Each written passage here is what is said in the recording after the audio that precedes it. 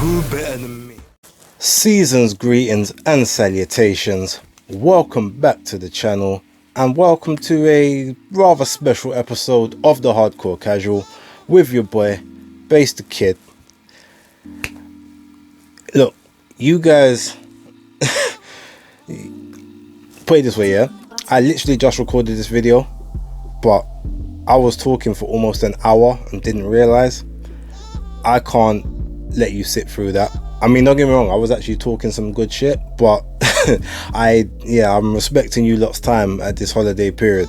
So, alright, I'm gonna do a very quick truncated version of this video, and if anyone actually wants the original, let me know and I'll release it at a later date.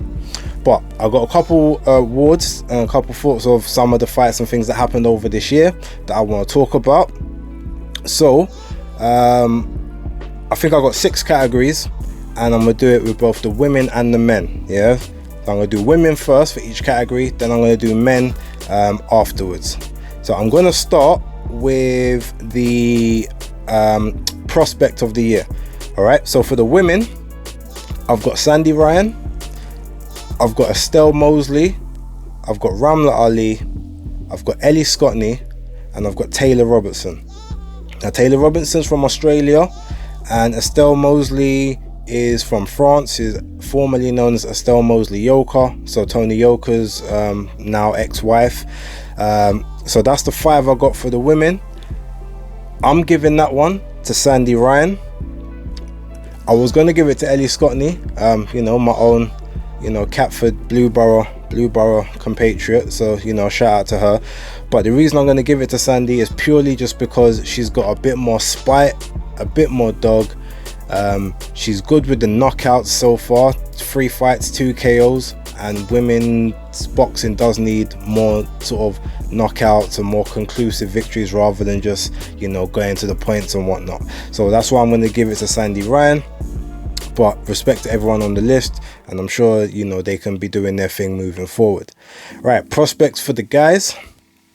My choices were Jared Anderson, Xander Zayas, Conor Benn, slightly controversial, but I'm putting him in there, Keyshawn Davis, Mark Castro, and David Morrell. Now, I'm going with David Morrell. 6-0 at the moment, I believe, but already has got a WBA regular championship. I know the regular doesn't particularly mean much, but it puts him in a fairly comfortable mandatory position in a few fights down the line if he defends it enough times. And with the amateur record of 130-2, definitely worthy of being one to watch for next year. It was close between him and Xander Zayas and Keyshawn Davis, but I'm giving it to David Morrell. Alright, now next category is upset of the year. Now for the women, I didn't really have a lot to go off because there wasn't a huge amount of upsets that I remember happening. There was only, I guess, 2 that you could count, but one of them, as far as I'm concerned, wasn't an upset because I was picking that person to win.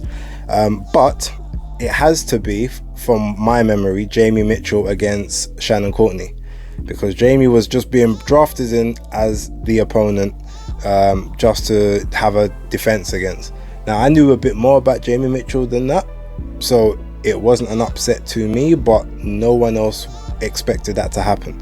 So Jamie Mitchell against Shannon Courtney gets that for the women. For the men, the choices were Kiko Martinez against Kid Galahad, Mauricio Lara against Josh Warrington, Sandor Martin against Mikey Garcia, Kamil Sokolowski against George Fox, and George Kambosos against Teofimo Lopez.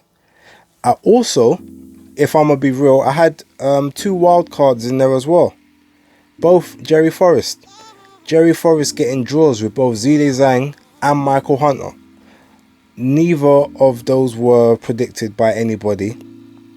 So I want to give a shout out to Jerry Forrest. Like, his record is is 26-4-2, I think is his total record. Like 3 of those fights, yeah, he did lose convincingly. Carlos Takam, the original Michael Hunter fight, and the Gerald Washington fight where he got knocked out, and that was the only fight he lost by knockout. He was, who was the guy he lost to? He was given a very bad decision against the brother that was trying to fight Dillian White. His name escapes me now, but he's like 20-0, but he's dead food. Anyway, yeah, him plus now these draws with the draws with Zhilei Zhang and Michael Hunter. So I'm putting him in there as a wild card, and to give him his props. But he's better than what people tout him as. So yeah, shout outs to Jerry Forrest. But for the men, I think there's nowhere to go other than Sandor Martin upsetting Mikey Garcia. You know, that former 4-weight world champion, definitely classed as an elite level fighter and boxer. Only lost to Errol Spence Jr. previously, and that was only due to, like, you know, weight bullying realistically. So been hell of inactive, but no excuses. Like Sandor Martin boxed out of his skin, put on a masterclass performance. He never had to show he was anything but European, possibly fringe world prior to that, and, you know, schooled someone that was a well-established elite level boxer and technician. So Sandor Martin gets it for me. Like, congrats on that one. The next is going to be, I'm gonna go for KO. Let's do it. Yeah, we're gonna go for KO of the year. That's gonna be my next list. So obviously at this point there wasn't as many in the women's as the men, so I did half the amount for the women. But the choices I gave were Savannah Marshall against Maria Lindbergh, Alicia Baumgardner against Terry Harper, Sanisa Estrada against, I believe it's Maria Santizo, but I could be wrong with the first name, but the surname is definitely Santizo. Amanda Serrano against Daniela Bermudez, and Dina Thorsland against Zelina Munoz. Also, special shout out to Sandy Ryan, because I could have put her in there as well, but I was doing it based on, I was trying to do it based on like the level of competition you're fighting compared to yourself, and obviously like the person that Sandy was in there with was supposed to be in there to lose realistically, put up a fight but lose. So yeah, so I didn't have her in there in that fight. But ultimately, I don't really need to talk too much about this one. There's only one place it's getting. The bomb, Alicia Baumgardner, like knocking the astral spirit out of Terry Harper. Like, if you've watched Spider-Man No Way Home, if you've watched Doctor Strange, or if you've watched Avengers Endgame, where the Ancient One knocks the astral form of the person out of their physical body and just has them floating there in the air, that is pretty much what Alicia did to Terry Harper with that shot. She clapped her, and that astral form said, I'm not about this life. And it went and watched the body and said, you do what you're doing. Like, it literally looked over and said, no, you don't even get to fall. You stand up and you take what's coming. But I'm going to be over here eating popcorn. I'm not having that. And the ref luckily came in and deflected the next blow, took some of the sting out of it. But yeah, she that's the only like literally that's the only knockout for the women that I'm qualifying. And it's a shame that one happens, because if it wasn't that, it would have been Sanisa Estrada against Santizo. If you haven't seen that fight and you got the zone, watch that fight. Knocks her down in the second and the fourth round. Both knockdowns are very vicious, very brutal, and the ref waves it off after the second one. Shanice's done well with creating highlight knockouts. If we remember last year, the poor That poor other chick that she fought, the one who basically had no business being in the ring with her, and she knocked her out in like 6 seconds or something. Yeah. Anyway, shout out to Sinisa, but nope. Miss Alicia Baumgardner, like what you call herself, Beauty and the Beast. Well, yeah, that right hand was definitely a beast that night. She's a beauty though. Shout out to her. Alright, get back in the game. Okay, cool. So men, knockout of the year for the men now. Alright, so the options I had were Oscar Valdez knocking out Miguel Bachelt, Jake Paul knocking out Tyron Woodley. I don't want to hear anything about, oh, it's not real boxing. Look, it's a sanctioned boxing fight. Both of them were fairly even in terms of experience and skill and whatnot. It counts, yeah? I don't care. And it was brutal. Like, it's what we like to see when we watch fights. We want to see people get knocked out and laid out. You don't really get more conclusively laid out than that. So I'm putting it in there. If you want to disagree, comments is down there. Do your worst. Next, Joshua Buatsi against Daniel Blender dos Santos. But Callum Smith versus Lennon Castillo. Kiko Martinez versus Kid Galahad. Troy Williamson against Ted Cheeseman. Anthony Durrell against Marcus Hernandez. Another controversial one, but Montana Love versus Ivan Baranchek. Conor Benn versus Chris Algieri. F.A. Jagba against Brian Howard. And I think there might have been another one, but I would have only been putting it in there just to say, oh yeah, this was a pretty decent one as well. But yeah, that's kind of the list that I'm going with. Now, shout outs to Troy Williamson, because that knockout, when you have the head doing the wobble on the way down, that's always a great sign. It's great to see. Callum Smith, like, had Lennon Castillo doing breakdancing moves on the floor, like looking like he was getting shot by the police in America. I never really see that one. You had Joshua Buatsi, you know, like, knocked a guy so hard, went into the Bushido pose at the end, and the guy ended up crying for about like a good hour after I've never seen someone get thumped in their face so hard that they'd be crying for an hour afterwards. I don't know. Someone else might have, and I'm not trying to take the piss. I've legit never seen that. So Buatsi's done something I've never seen. So I've got to give him respect for that alone. But ultimately, even though it's Capricorn season, and you know, the good old Jake Paul's another one of the Capricorn gang, you know, you can hate if you want, but it is what it is. This one, I've been saying since February, no knockout beats Oscar Valdez against Miguel Bachelt. And as far as I'm concerned, I still ain't seen a better one than that yet this year. I mean, and especially like to knock someone out on the back foot.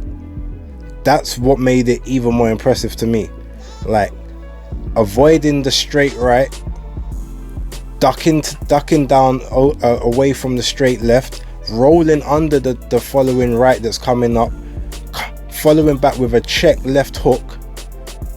And the guy, and Miguel Bachelt literally dropped like a piece of Tetris. If you remember the old Game Boy Tetris, like he looked like a Tetris piece falling to the floor. And he was on the ground for like a good 2 minutes before he started moving. Like, he was out cold. I haven't seen a knockout like it in a long time. And as far as I'm concerned, that was my KO of the year for the men for this year. So if you disagree, comments are down below. Do your thing. Right, so the next category I'm gonna go with is performance of the year. Now again, I've got more for the men than the women.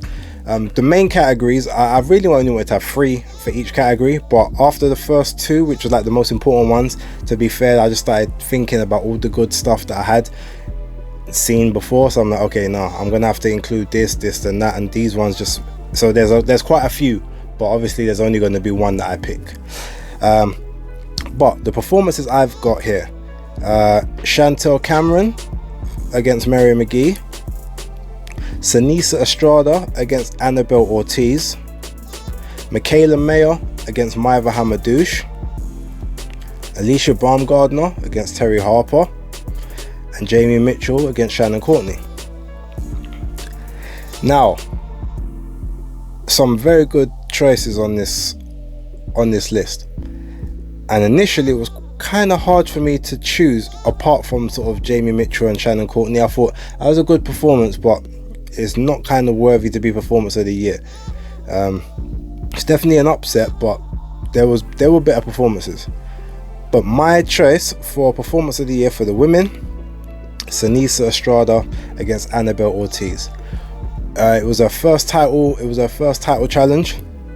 She was fighting I think it was the longest reigning minimum weight champion in the division currently. Known as the most dangerous. She was like supposed to be the apex predator of that division. Sanisa's had to go up in weight to get fights before because people below wouldn't fight her. She's finally come down to where she wants to be weight wise, and she fought Annabelle Ortiz. She dropped Annabelle in the second round and pretty much dominated the entire fight from round 1 to round 10. It was a very, very conclusive victory, and subsequently straight after that she went up in weight and won a title in, I believe it was the flyweight division, the light flyweight division, straight afterwards, I believe, or it might have been like the one above minimum weight, which I can't remember what that one's called. But yeah, so she won weights in 2 divisions in 2 separate fights in 1 year. So yeah, she's doing her thing. She's trying to unify. She just wants all the belts at this point. The only other choice I possibly would have had would have been Michaela Mayer versus Maiva Hamadouche. The only reason I didn't give it to her is because that fight, I mean, I personally edged it to Hamadouche, but I said whoever wins, I've got no issues with who wins. I had big issues with them scorecards because they were all a joke. But that being said, the only reason, because that was more of a competitive back and forth, you could have lost that fight kind of performance, especially against someone that, you know, you had all the home field advantages against. That to me took some of the points away from you to get the, you know, that performance of the year. And with Alicia Baumgardner and Terry Harper, I mean, look, it was a great performance. What was it, 4 rounds? Is it 4? Yeah, fourth round I think it ended in. But again, that was a fight where if the cynics will say, oh well, Terry Harper was out of the ring for a little while, coming off of 2 broken hands and whatnot, was she the same? Was she? And now they're talking about, oh, she's going to move up in weight, so they're basically saying that she was boiling herself down as well. So they're trying to take some gloss off of it. But I still give it total credit. Like, Alicia's my girl. I was repping and I predicted she was going to do what she done anyway. But yeah, I'm going to go with Sanisa. I think she deserves that one super bad. She's the apex predator between 105 and 112. You got belts, she's coming for you. So, you know, stay ready, as October would say. Hey, Abs. Right, performance of the year for the men. So, in this list now, I had Alexander Usyk against Anthony Joshua. I had Joseph Parker against Derek Chisora in the second fight. I had Josh Taylor against Jose Ramirez. I even had a very, very controversial one coming up next, because it's not often that you give the award to someone who didn't win the fight. But Chocolatito Gonzalez against Juan Estrada, I think that needs to be put in performance of the year, because everyone who saw that fight knows Chocolatito won that fight. He won it like a good 8-4, 9-3. So for him to get robbed of that victory, I mean, if I had a robbery of the year award, it would probably have been that fight, but I didn't do robbery of the year. But yeah, so I'm putting him in their performance of the year. Like, you guys, if you want to disagree, fine, you know where the comments are. But I've also got Vasyl Lomachenko against Richard Comey, George Kambosos against Teofimo Lopez, Lerone Richards against Carlos Gongora. I think that deserves to have its mention. And also, you know what, again, if you want to call it Blue Borough bias, I don't care. Dan Aziz against Jose Burton. Like, Dan did his thing. For someone who was quote unquote supposed to be like overmatched, according to, you know, some idiot analysts who are scamming a paycheck at this point. I'm not even going to dignify with any names at this point, but yeah, like, overwhelming favourite, yet didn't lose a second of a round whatsoever. Nullified a 4-inch, 5-inch height advantage, 2-inch or something reach advantage. Bullied, controlled, cut the ring off, attacked the body, attacked the head, blocked shots, barely took any, and the ones he did take had absolutely no power on them at all. Plowed through them, just did his thing. Like, beat up Burton 7 rounds, stopped him. Ref had to come in and wave that off. Yeah, as far as I'm concerned, that goes in there. So yeah, like I said, man, big shout out to Super Dan Aziz. But of those, I'm giving performance of the year, with no Capricorn bias, to Alexander Usyk. Purely because if we look at what pound for pound is the definition of how it sort of came about, it was always supposed to be, if two people fought regardless of weight and height, who would win, right? So it's always been, you compare the smaller divisions to the heavyweight, because like the heavyweight is always supposed to naturally be the most advantageous, you know, the biggest, the widest person, the heaviest person, the hardest hitter, the tallest person, or whatever.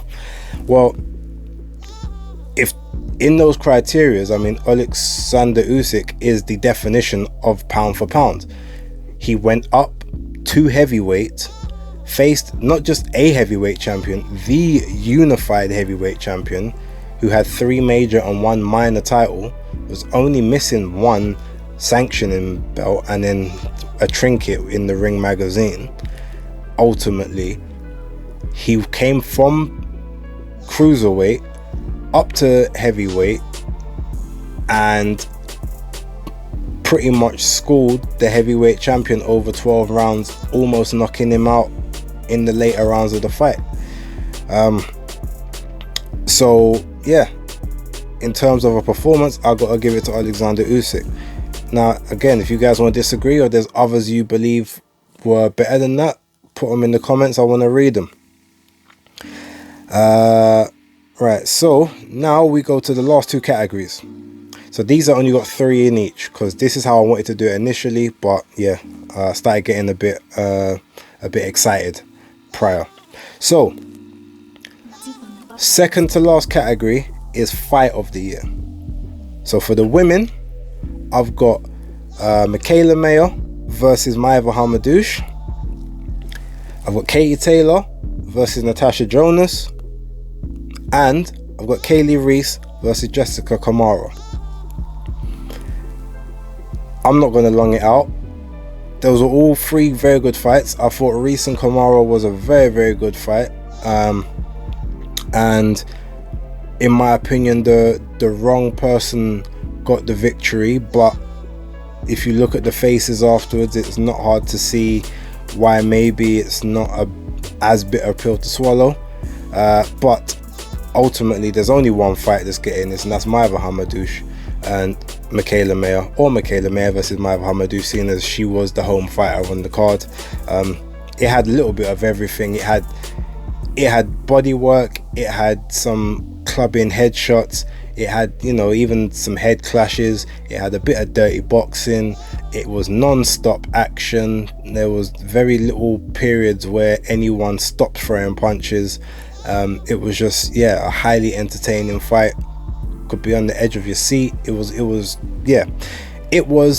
a very good advertisement for women's boxing. The only thing that would have made it better was possibly like a knockout in the 9th or the 10th round, just to say, yeah, it was conclusive. But pretty much had everything. To me, fight of the year easily for the women.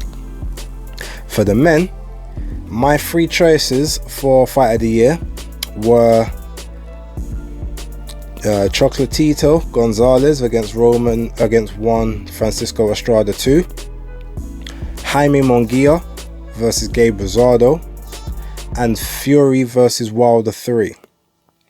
Now, I put Fury Wilder 3 in there purely because of the drama that was involved. Not so much talking about the stuff that happened out of the ring with the, you know, the egg weights and whatever and all that sort of stuff and the supposed cheating, but you know, in the fight that Fury got dropped twice, Wilder got dropped 3 times, you know, sort of, it was entertaining. The first 6 rounds were highly entertaining, but I always say, like, yeah, I said it in my previous video, yeah, the first 6 rounds was great entertainment, but then from round 7 to 11 when it finished, it was pretty much like a hug fest for the next 5 rounds. Like, it wasn't the instant classic or the all-time classic that people tried to claim it to be at the time.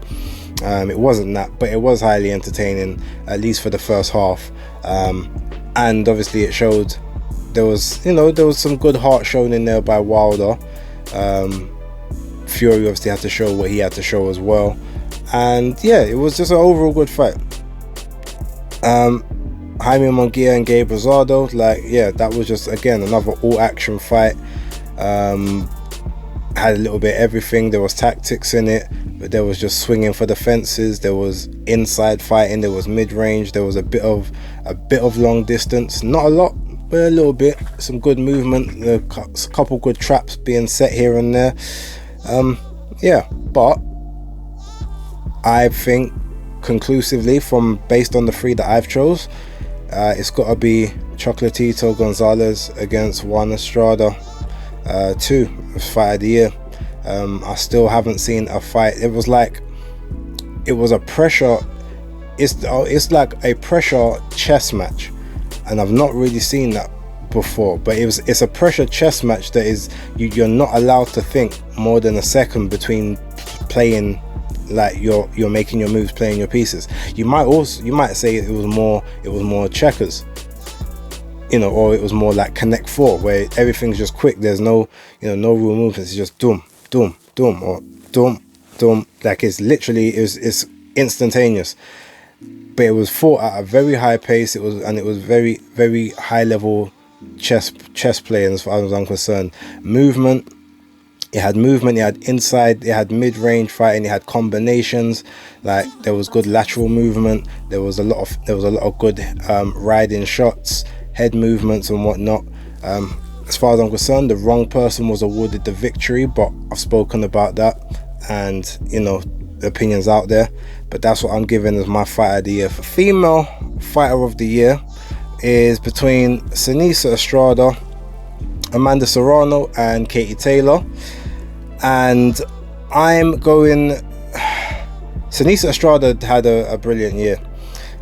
She became a champion at minimum weight, went up in weight and became a 2-division congruent champion as well. She's holding 2 different belts in 2 different divisions at the minute, and she just had the Santizo fight where she scored one of the knockouts of the year for women's boxing, so I got to give her big props for that. But this should show anyone who knows me, like, no matter how much I like or dislike someone, I try to be as impartial, unbiased and objective as I can be, and I think that this proves that, because my Fighter of the Year for the women is Amanda Serrano. Katie Taylor, she fought Natasha Jonas, which was a good voluntary, then had 2 random run-of-the-mill sort of mandatory defenses after that. But Amanda, I mean, even though she brought up 2 champions from 122 pounds instead of like unifying in her own division, I know that part of that reason was Erica Cruz did reject an offer that she on the team put out, and I think one of the other champions might have done the same thing. I'm not 100% sure of the whole story off the top of my head, but I'll give it to Amanda purely because outside of having 3 fights and being active, out of the three of them, she's made the most impact this year as well. She tweeted out the other day that she is now officially a millionaire, or has millionaire status, which means that she's changed her life more than either of the other two women at present, sort of within this 12-month span. And she's increased her market value to the point where she won't be getting 150k to fight Katie Taylor. If they fight next year, she'll probably get at least 3 times that. And before, she was complaining that she wasn't making the right money for the fight, which is why she ducked it and pulled out. So now you don't have that excuse. But yeah, so that's why I'm gonna give that one to Amanda Serrano. She's definitely 2021 Female Fighter of the Year. And yeah, let's see what happens moving forward in 2022. Now, when it comes to the men, my 3 picks were Canelo Alvarez, Alexander Usyk, and Josh Taylor. Now, it's extremely hard and very, very, very difficult as to not pick Canelo Alvarez. I mean, if we take December last year, if we just say within that 12-month span, if we look at the 18th of December onwards, he became a unified champion at 168 and a legit 4-weight world champion at the same time. Had a mandatory defense in February against Avni Yildirim. Had a unification match in May against Billy Joe Saunders, again in front of 70,000 people in Texas. And then had an undisputed fight with Caleb Plant in November. And he won 3 out of those 4 fights by knockout. So that's extremely hard to argue against. However,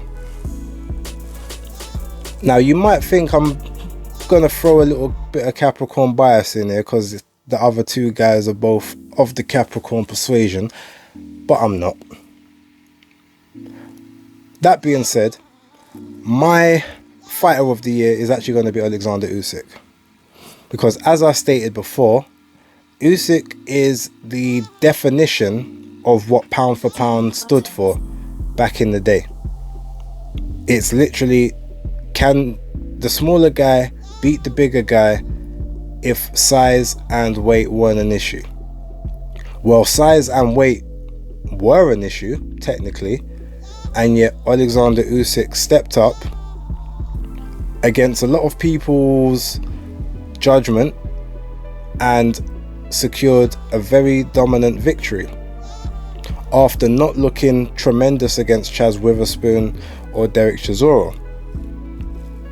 And I think the reason why I would also give it to Usyk more so than Canelo Alvarez is because even though Alvarez did amazing in those 4 fights and, you know, became undisputed in 1 weight class like in 12 months, which I think is pretty much in the 4-belt era, it's unheard of. I don't know if it's been done before. If it has, I don't mean someone just beating the undisputed champion and then becoming champ. I'm talking about actually going and belt collecting. If it's been done before in sort of the more of the modern era, say like the last 20-30 years, let me know.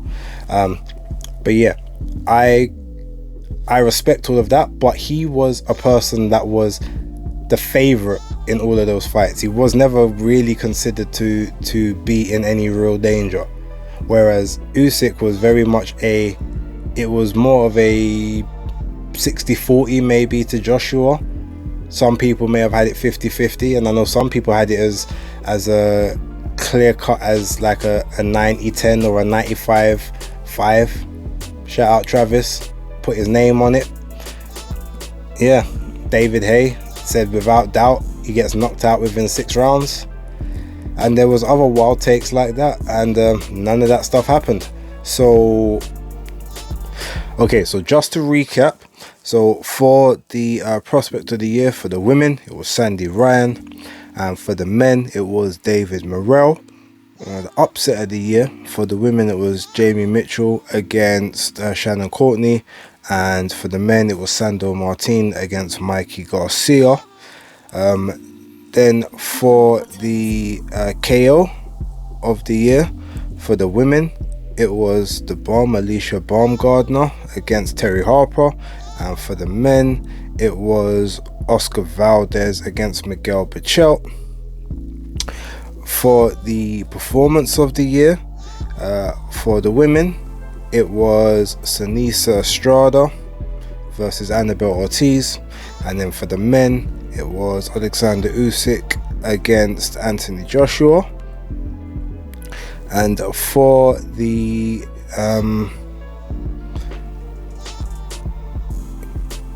then we had fight of the year, which for the women it was Michaela Mayer versus Maya Mohammadouche, and for the men it was Chocolatito Gonzalez versus Juan Estrada 2.